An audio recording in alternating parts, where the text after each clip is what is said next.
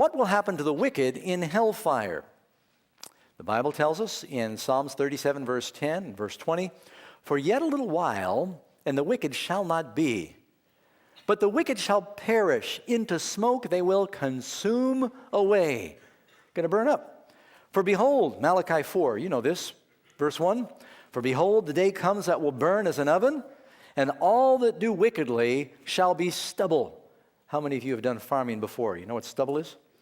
You know, after you harvest the rice, they've got this little stalks that looks like it's been mowed off. It's called stubble.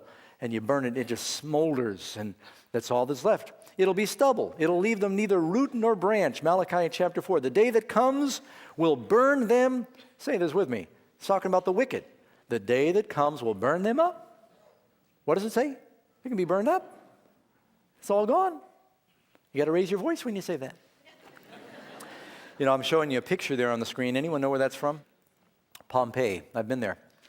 At the foot of Mount Vesuvius, it used to be much taller. Of course, so did Mount St. Helens. There was this Roman Las Vegas. It was a very lush seaport town for people to vacation.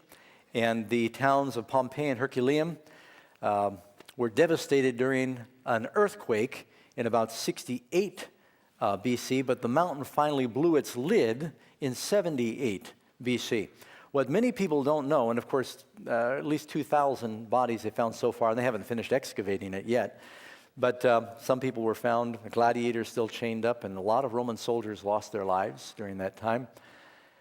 Little amazing fact a lot of people don't know, the legion of soldiers that worked under the general Titus, who later became the emperor, that destroyed Jerusalem and sacked the temple in 70 AD, were at that time vacationing as a reward for their service. Took them years to move them around back then. They didn't have aircraft. And they perished. The soldiers that destroyed Jerusalem and the temple were there when it blew. Just interesting to think about.